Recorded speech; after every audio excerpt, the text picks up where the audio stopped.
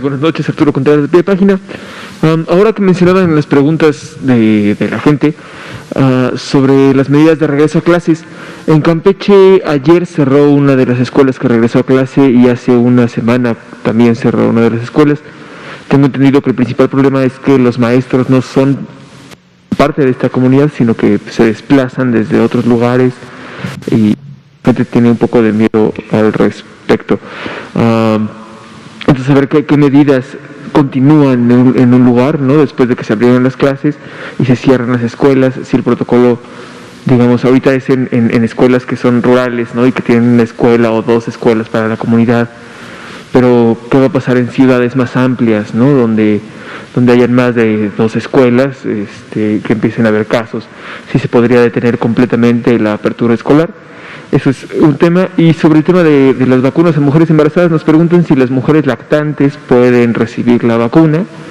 Y nos comentan que en el centro de vacunación de la Colonia Roma, ¿no?, de la Escuela Benito Juárez, pidieron un ultrasonido para aplicar la vacuna a una mujer embarazada.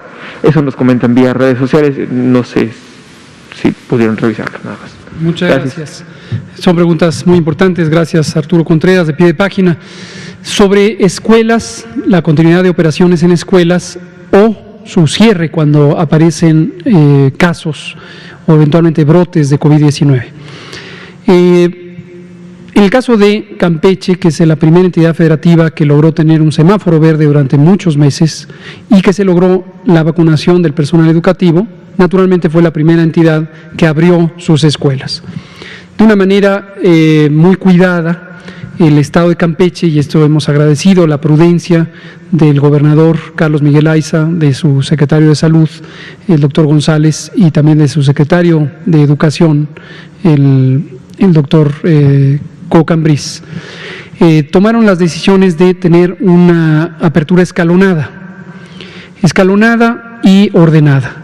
Entonces tuvieron un primer bloque de 136 escuelas, mayormente en comunidades rurales, que llevaban más tiempo en buen control, pero que además, por ser dispersas, tenían menor riesgo de contagio.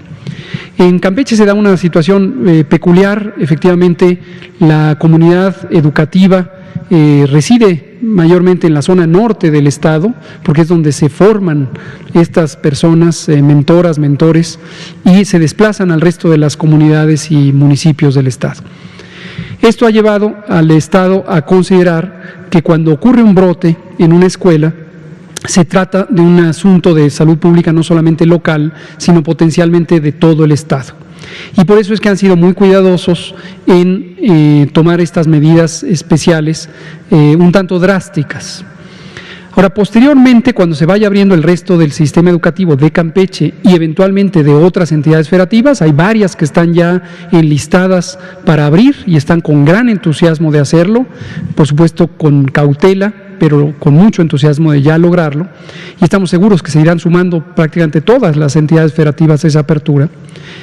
Cuando ya ocurra esto, va a ser un escenario más complejo, porque sí, efectivamente tendremos escuelas pequeñas, medianas, grandes, rurales, suburbanas, urbanas, de los distintos niveles educativos, y si se tomara un criterio general de cerrar una escuela porque ocurre un caso, se volvería completamente impráctico el curso del ciclo escolar. Y aquí recordamos que en forma un poco inercial se tomó una disposición que nos viene de la pandemia de influenza. Cuando tuvimos la pandemia de influenza en 2009, hubo un criterio general que establecimos para que si una escuela tenía un caso, se cerraba el salón. Si había más de un caso en dos salones diferentes, se cerraba toda la escuela. Esa medida, que en su momento tuvo utilidad, en realidad no tiene una razón de ser generalizada. Siempre que existan las condiciones para que el sistema de salud local aborde un brote para estudiarlo y para controlarlo, no hay razón para tomar una medida genérica o absoluta de cerrar por completo la escuela. Si así fuera, tendríamos que estar cerrando muchas otras cosas, mercados, centros de trabajo, líneas de transporte, donde por supuesto oficinas públicas, donde por supuesto han ocurrido casos y van a seguir ocurriendo casos hasta que acabe la epidemia. Estaremos trabajando desde luego con la Secretaría de Educación Pública para transmitir esta idea actualizada a todo el sistema educativo y apoyar el liderazgo y las responsabilidades de la maestra Delfina Gómez Álvarez y de todo su equipo. Muchas gracias. La segunda pregunta.